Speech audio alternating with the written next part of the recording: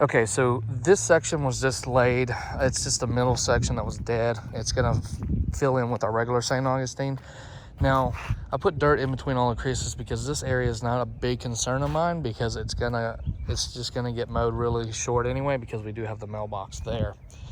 So all this will actually get washed into the sod and we'll be good to go. This is the area that we just did. I don't know how well it looks on camera. I can't see because of the sun right now. So we started at the edge. We ran horizontal all the way down and then up. And this took 3 pallets to do this area.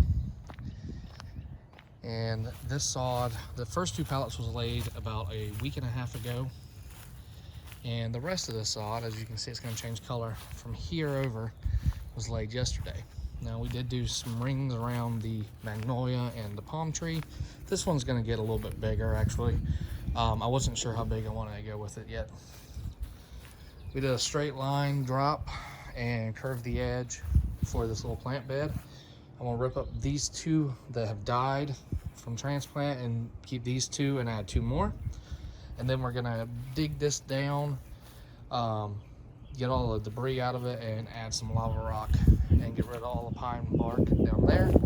We also came back here and added another section of sod. So this is my normal St. Augustine. This is the Provista that we laid back here. This isn't a big area of concern, but we did want to lay some down. We tilled it up, got all the debris out, and dropped it down. So with Provista, it is chinch bug resistant because it has a thicker stem, and it also is weed resistant to where after about 6 months you can actually spray Roundup on it according to advertisement, and it won't kill the grass, which is awesome. Now, when laying sod, if you've ever laid sod, you know there's going to be a few edges that die, little pieces like this. There's also going to be holes that you're going to want to fill in, and you just fill it in with some black cow, which is just cow manure. So with this Provista, to lay it down, you have to get everything out. You have to either cut the old sod out, or till it up and get all the old debris out, all the old grass, all the mulch, anything that's there, rocks. You're gonna lay 2 bags per pallet of black cow, and you're gonna just spread that across. That's gonna be the only fertilizer you use. So you put the black cow out. Then you lay all the sod down. Do not water before laying the sod down. You're gonna water afterwards. So once you lay the sod down, you're gonna take and turn your sprinkler system on the area that you laid for 1 hour every day, 15 minutes before sunrise. And you're gonna do that for the first 14 days, and then you're gonna go to a 3 or 4 day cycle depending on the demands of your ground. So with us in Florida, where we're located, kind of on more sand and dirt, we're gonna do it every 4 days. So with that being said, your water bill is gonna go through the roof for about a month. After that, you can go back down to your normal 1 to 3 day watering cycle depending on where you're located. Do not cut the grass for 2 months. Now, Provista grows half the speed of normal St. Augustine. It's also good for shade and good for sun since it is a hybrid. You will not fertilize for the first 6 months or bug control for the first 6 months. You want the grass to really root in and come alive. So nothing gets applied to this grass for 6 months. It doesn't get cut or trimmed for 2 months. It's a half grower, which means it grows half the speed of regular St. Augustine, which is awesome. It's gonna be a little weird because that patch back there is gonna grow faster, but I'm okay with that. I can just keep everything trimmed about. I'll just cut the whole yard at the same time, and it'll just level out. Now this grass is good down to 2 inches and all the way up to 4 inches.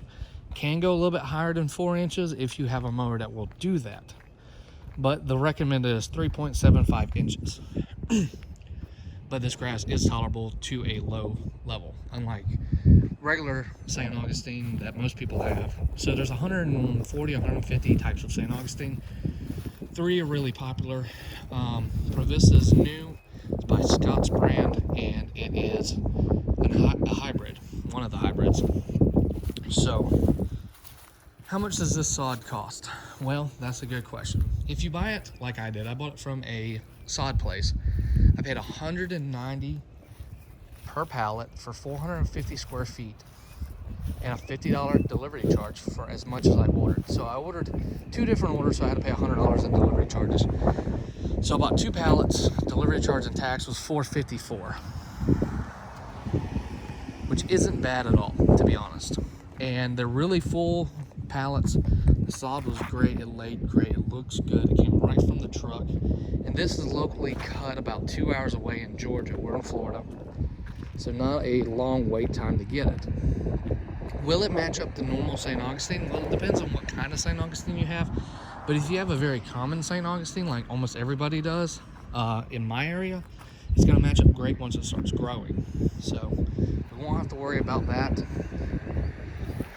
Now, what to do about holes? Because everyone knows if you've laid sod before, you're gonna have some holes where the sod didn't line up perfect and stuff like that.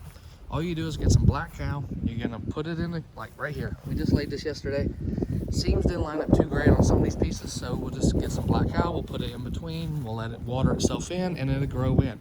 It's gonna take 6 to 10 months for it to grow in big areas. Smaller areas could be anywhere from 2 months to 4 months. So once everything grows in together, it's gonna be really nice. You can overseed with this. It's not recommended because of how dense St. Augustine is, but you could overseed if you wanted to have green grass during the winter. I don't recommend it, but you could. All right, fertilizing. So you're gonna fertilize in the spring and the winter, and you're just gonna use a basic St. Augustine fertilizer. They prefer you to use Scott's brand, so just go to your local Home Depot or Lowe's and grab some Scott's brand. Now, if you buy this sod from Home Depot, I believe it's like $600 a pallet. It was something crazy. It was astronomically more expensive. And another lawn place around here actually quoted me $290 a pallet, $6 pallet charge, and a $100 delivery fee for 4 pallets. So the delivery fee was standard. The pallet fee was something I didn't get, because why do I gotta pay a pallet fee when the sod's gonna come from the sod cutting area with a pallet? So I saved $100 per pallet by getting it from a sod place that's dedicated to sod, not just a landscape place. So this is what it looks like, guys. I will update y'all in about 6 months, so make sure you leave a comment below to remind me that I need to update this video. I'll also do monthly updates if y'all want, so leave a comment below. And if you have any questions, go ahead and leave them below. The only thing I used was a tiller from Home Depot, potato rake, a regular rake, flat shovel, and that was it. Oh, and we also had a little concrete sprinkler head. That piece is coming up a little bit. Gotta kick that down. The little round concrete sprinkler protectors. They're $1.60 at Home Depot. I will cut around these a little bit nicer once the sod fills in, but I wanted to wait. All right, guys. Catch y'all next time.